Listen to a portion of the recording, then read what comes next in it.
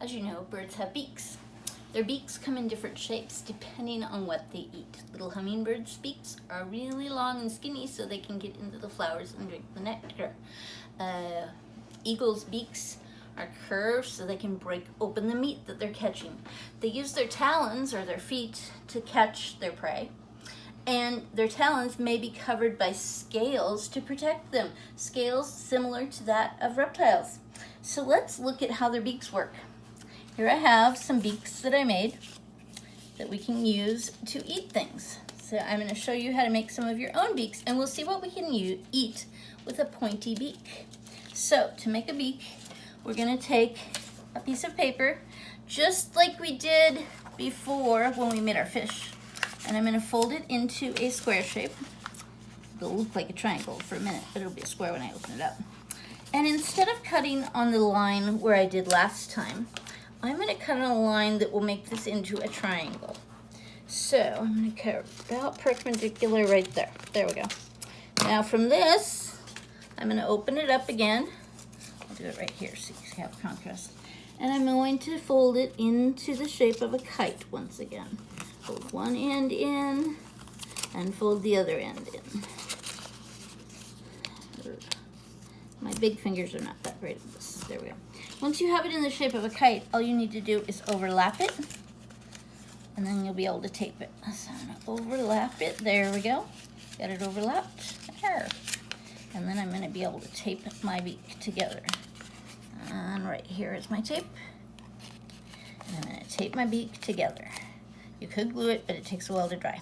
That is how I make one half of my beak. I would repeat for the other half of my beak. So let's take my thumb and finger here. I'm going to make sure we're on the flat side of my beak, and we'll see what I can eat. Let's see, I've got some birdseed down here. Let's see if I can eat that. Oh boy, that's kind of hard to get to. I've got some nice little mealworms. Let's see if we can get those. Almost. I think a bird would be a little more adept at this than I would. That's a little challenging too. Oh, I almost got him.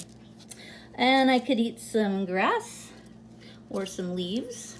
If I was a water bird, I might eat some of the vegetation down by the grass.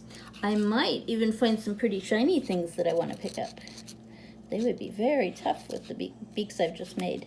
So let's look at some other shapes of beaks. This is just an example of a beak that closes tightly together. And I bet you with this beak I could get some birdseed.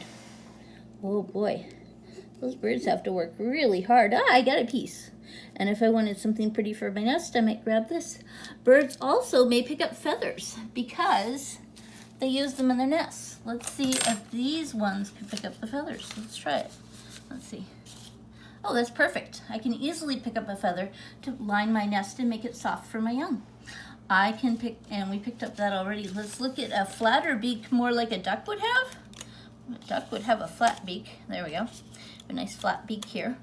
We're going to see what a duck can eat. Let's see. I know they eat some fish. Ah, that was perfect.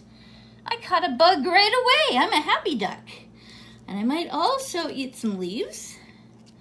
And let's see how I do at eating bird seed. Let's check. I got a little. Not bad. So a duck's beak can eat a bunch of different things. Whereas if I needed to eat some meat, I would need a pokey beak to get into the meat. Finally, let's look a little bit about bird bones. So bird bones are hollow. We saw that in our feathers even. The shaft of the feathers was hollow. They're hollow because, and they're round, and when something is hollow and round, it becomes very strong. So underneath this lid over here, I have 3 hollow, I think this one will work, Steven. We're going to try it.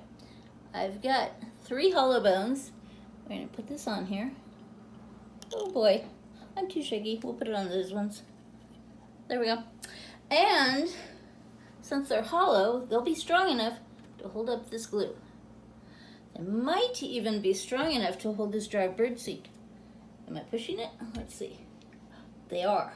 That's actually quite amazing. I'm impressed.